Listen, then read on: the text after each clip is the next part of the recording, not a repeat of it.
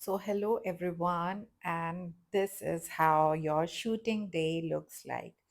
जब आप शूटिंग करते हो और उसका एंड रिजल्ट आता है कि अच्छे अच्छे फोटोग्राफ्स हैं, वीडियो बन गई है, सब देख के बहुत अच्छा लगता है।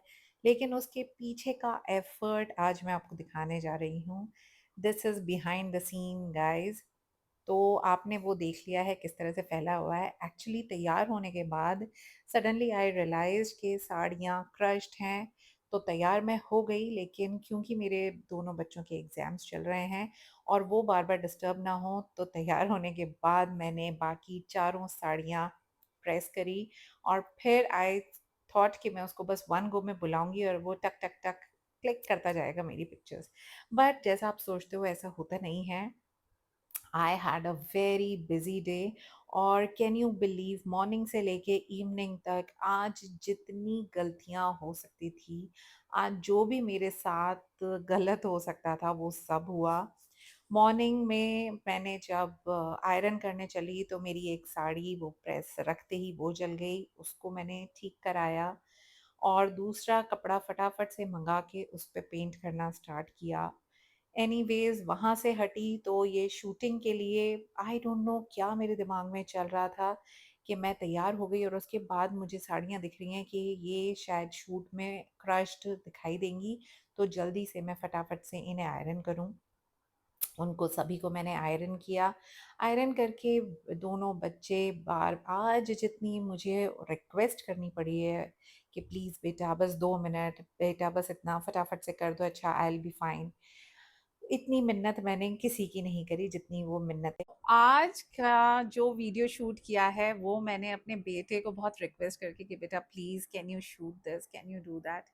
क्योंकि दोनों के एग्जाम्स ही चल रहे हैं तो थोड़ा सा मतलब हर साड़ी को फटाफट से ड्रेप करके आई वाज कॉलिंग कि प्लीज आजा फटाफट से एक वीडियो शूट कर दे या फोटो क्लिक कर दे। And he was like he was doing, I will not say that he didn't do, but end तक आते आते ना, जो स्पेशली वो पिछवाई साड़ी तक आते आते, शायद आप मेरे एक्सप्रेशंस देख सकते हैं, वहां आते आते मैं थक चुकी थी। एंड आई वाज लाइक बेटा फटाफट से वीडियो बनाओ, शूटिंग करो and go because I am hungry like anything. It's already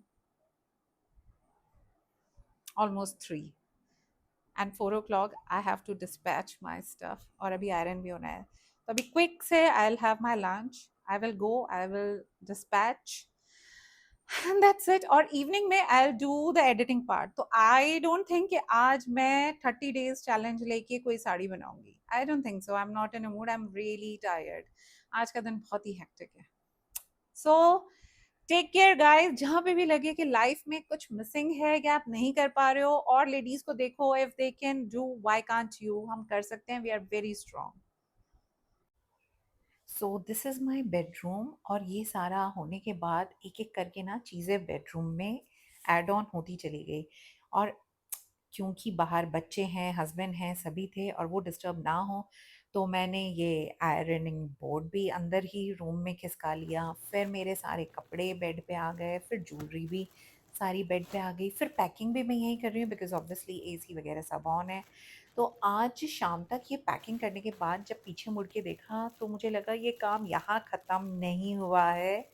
ये तो डिस्पैच करना है, इसको मैं अभी देकर भी आऊँगी। लेकिन वहाँ से आने के बाद ये पूरे रूम का गदर जो है, उस गदर को भी साफ़ करना है, ठीक करना है। और उस टाइम पे पता है, जब मॉर्निंग में आप शूट के लिए उठ रहे हैं और सब कुछ कर रहे हैं तो everything looks very happy, excited, because आपको लग रहा है कि येस आपको सुंदर से कपड़े पहनने हैं, सुंदर तरीके से तैयार होना है, शूटिंग करानी है।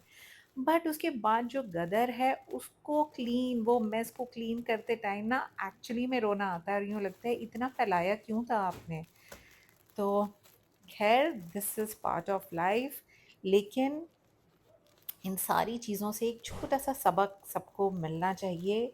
जो हमें टीवी पे दिखाई दे रहा है, जो कैमरे के आगे दिखाई दे रहा है, वो तो है, लेकिन उसको सुंदर बनाने के लिए और उसको इतना प्रेजेंटेबल बनाने के पीछे का जो एफर्ट है, वो ऐसा नहीं है कि मेस नहीं है। वो एफर्ट सभी के यहाँ मेस ही है।